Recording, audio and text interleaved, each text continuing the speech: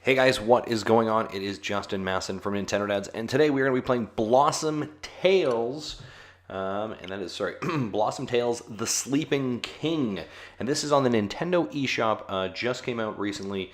Let me check here, I think it's December 21st, it just came out here. This is a one-player game. Here we go, we're going to hit A, there we go, starting a new file, play, of course, setting our save. And this is from the developer Castle Pixels and the publisher FDG Entertainment. Let's see what's going on here.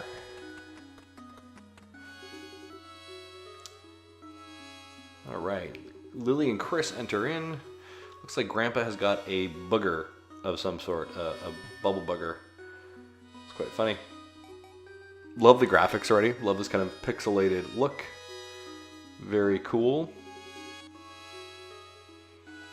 Got some sassy kids already going on here. I can see that one. Grandpa tells a story.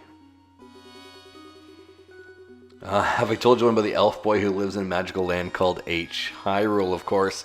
Well done. Very on-the-nose kind of commentary. Now, of course, I've got to take a picture of that. Got to. Of course, this game, how I kind of came to it was a lot of people were saying, hey, this is very much a interpretation or an homage to A Link to the Past. And A Link to the Past is one of my favorite Zelda games, probably much like yourself. So when I saw some of the footage, some of the screenplay, I wanted to jump right into it. So Grandpa here is obviously telling us a story about a special day for our hero.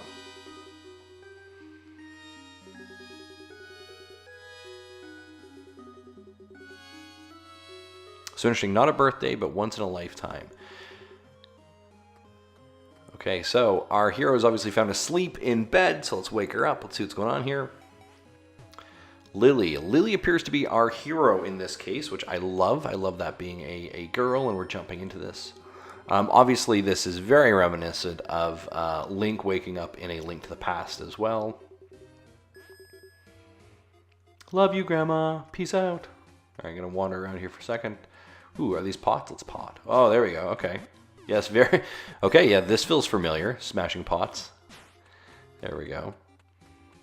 So already, even just on the offset, it already feels very familiar, very comfortable, like A Link to the Past. Or A Link Between Worlds, whichever one you prefer. Absolutely one of my favorite series... Ooh, there we go, some more coin. Part of the Zelda franchise. I think Breath of the Wild probably now takes the cake for my very favorite, but Link to the Past and Link Between Worlds is my second favorite. All right, our map system, even here with the clouds and the world being shown, again, very, very much like A Link to the Past. I think you'll hear me continually reference that, I'm sure, as we lead through this Let's Play. So let's see what else we got going on here. Our inventory system, fair enough, some hearts. Let's hustle. Very lush environment, very green. We got someone with pink hair. What's going on over here? Oh, we go right into the house. Controls feel very natural, by the way. I'm playing with this with the Pro Controller. Sword and shield. I want sword and shield. No? Okay. But I will find more coin. That is fine. I suspect I'm not able to get shield or sword till a very specific time. I would suspect, but let's see. Kidnapped by thieves. Ooh, that's not cool.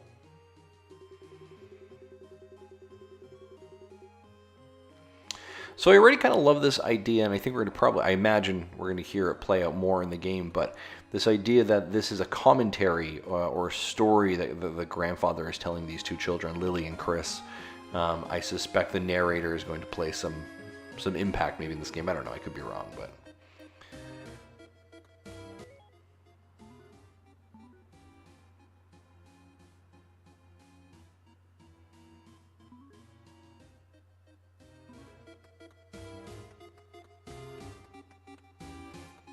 Okay, move along, shall we?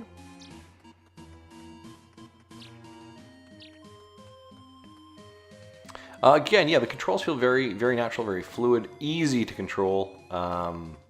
again, it feels very familiar. And you know, Castle Pixel. I was on their Twitter account earlier, and it was really interesting. Kind of just their what's the word I'm looking here for? Bio statement on Castle Pixel, and I'll grab it for you real fast because I think it's a very timely, or not very timely, but very appropriate to kind of understand how they're approaching this game and maybe what you can expect from games like this. So again, you can follow them at Castle Pixel, and it's an independent video game team making new adventures inspired by the classics they grew up with. So inspired by the classics they grew up with, and again, of course, this inspiration has to be coming from A Link to the Past. There's no doubt in this as well. So we're in the main castle, King Orchard. Oh, here we go. So what's a dame, Grandpa? It should be Sir Lily. So interesting. Okay, the narrator again is changing the story based on the feedback from the kids. I love that idea. I love again this idea of a parent or grandparent sitting around telling a story and this world being painted in front of them. And I guess very inspirational. I guess what it reminds me of is The Princess Bride, actually, of course, and that was with one of the Savage kids, Ben or Fred Savage, I don't know. But of course, telling the story as you know, as the grandfather or grandparent is telling the story, it's having an influence within the narrative, right? And I think we're probably seeing more and more of that here. So it's very cool. I love this very probably grown up from kids of the 80s and 90s, I would suspect. There we go. So now I've got a sword and a shield. Okay, and these are mapped to A and X. Okay, these are easy enough. Going to go into my inventory and check out what is going on here.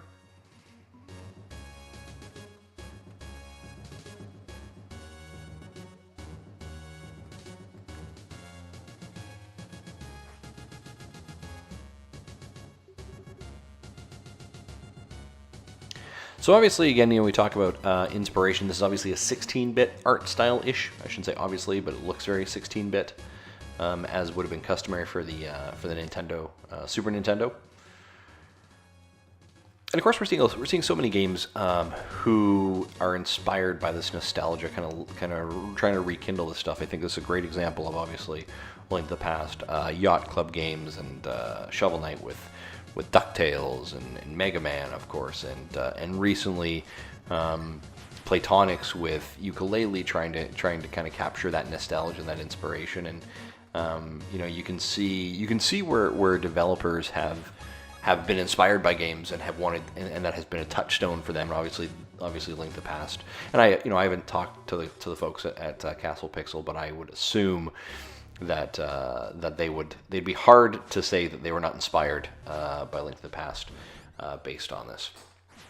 Killing some rats, exploring the dungeon, so that is fantastic. Okay, of course, gold treasure chests, always a good thing. Grandpa providing us some tips, some clues again as a narrative of maybe what we have to do, which I like that.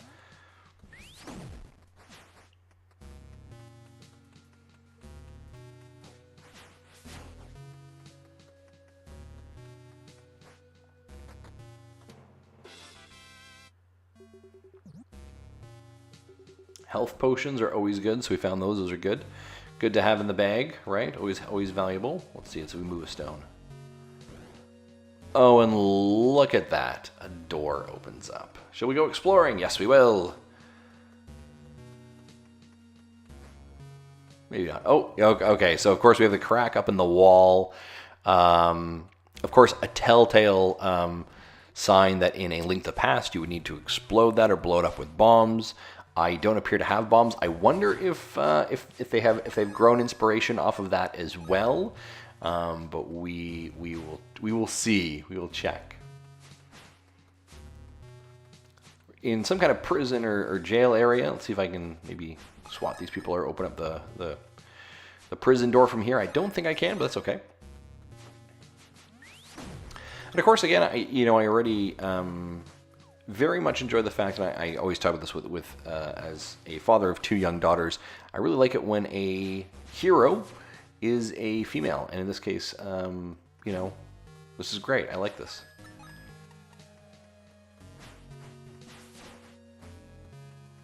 Girls kicking A, swinging swords. That's what I'd like to hear. Oh, killing some more rats. We got some pieces that are falling out. Looks like there's an area I can jump into for lower levels. Absolutely.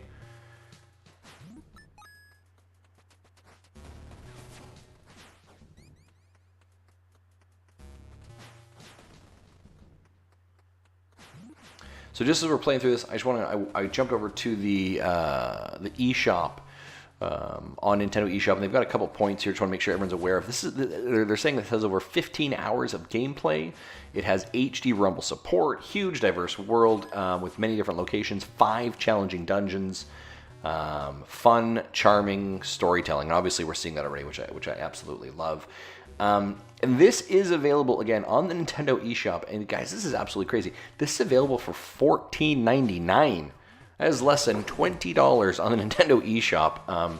And already I am loving this game, and this is well worth the throwing down $14.99 for this game for sure.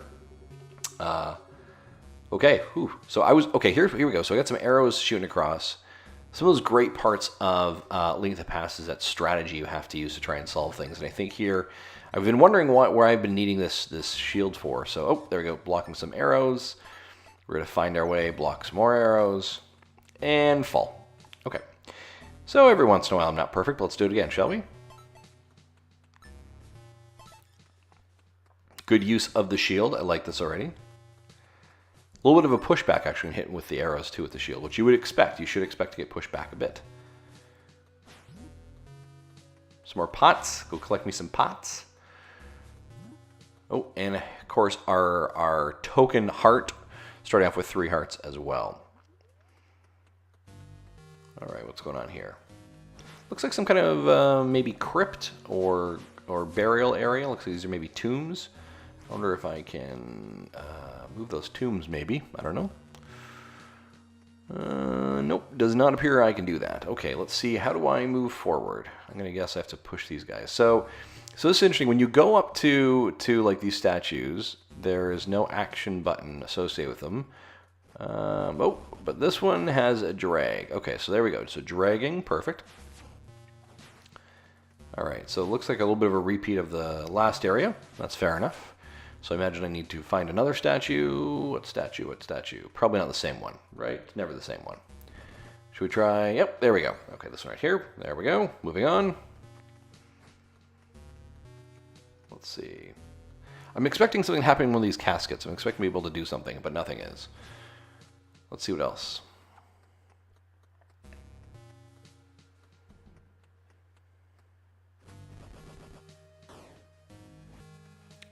There we go. Okay, moving on. Easy. Nice. A good level of problem solving. Of course, in a level like this, we should be having very much tutorializing us on how to use things. So this is what they're doing. They're teaching us the skills and basics mechanics of the game. This is very cool. A teleporting system, so we should be able to easily jump back and forth. Oh, and here we go. Grandpa is telling us we are in a deep area. And of course, the King of Rats. Okay, so this is our first boss in a battle. Let's see what's going on here. And of course, as a king, you do have to wear a crown of rats, no matter what. Let's see what's going on. Throwing bombs. Okay, maybe hit the bombs back. No. Okay. Ooh, I can pick up the bombs. Okay, cool. If I can pick up the bombs, I can throw the bombs back at them. Of course, this is actually very reminiscent of Super Mario 2 and the rats with the sunglasses there. They throw bombs, you catch them, you throw them back. Very reminiscent of that. So I don't know if there's any inspiration or if I'm just making connections that aren't there. Ooh, and of course, huge amount of rats came out after I hit them once. Okay, do it again.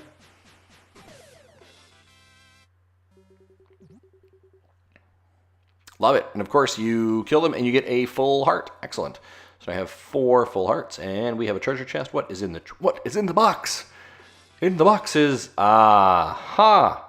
There we go. Bombs. Okay, this seems very fitting. We saw some areas that bombs could potentially be used in. It looks like there is also a spot at the back of the wall, I think. They give us some clues as to how we could do this, okay, by saying looks for cracks. Again, of course, very reminiscent of A Link to the Past. Let's see what happens. Aha! Yes, identical. Okay, and what do we have in here? Some kind of mad scientist lab or of some sort. Wizardry, maybe? Smelly stuff. Again, I love this. I love this idea of the narrative and the grandfather and the kids kind of dialogue mixing in and almost play-by-play commentary. Much better than probably my commentary is for the game. Okay. Evil master plan. Oh, it's always the brother. It's always the rivals. Ooh, the wasteland. Okay. The throne will be mine. Okay, let's go warn the king. Warn the king, run! Uh-oh. Grandpa says it's too late. No! I thought that guy was bad news to start off with. I really did.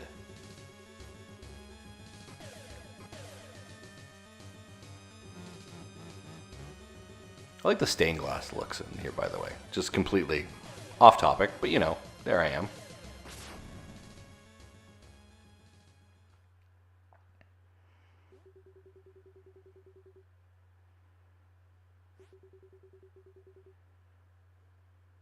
She can't be dead. The story has just started.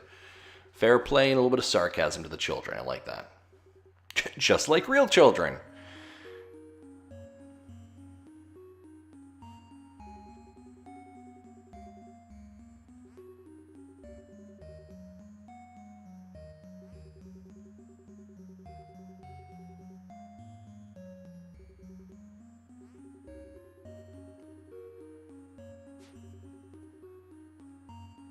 We shall not fail our beloved king.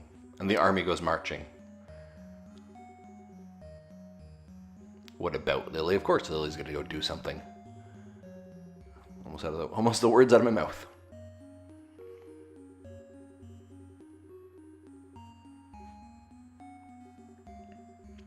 Now, guys, obviously we kind of finished the first little area, I guess the prologue to get us started. I don't want to give away too much more of the game because I think this is a fantastic game, and you're going to want to go pick this up. Again, guys, this is Blossom's Tale: The Sleeping King on the Nintendo Shop the Nintendo Switch eShop. The publisher is FDG Entertainment. The developer is Castle Pixels, which you can follow on @CastlePixels on Twitter. The game is $14.99. You need to go pick this game up. This is incredible. I am having so much fun. I'm just going to keep playing this. I'm going to end the footage. I'm going to keep playing it. I have some missions to go do some things. So, guys, thank you so much for tuning into Nintendo Dads, for listening to this. Hopefully, you guys like these kind of previews, walkthroughs, let's plays, whatever you want to call this, and encourage you to go pick up some amazing games on the Nintendo Switch eShop. Guys, thanks very much for me. Talk to you later. Bye-bye.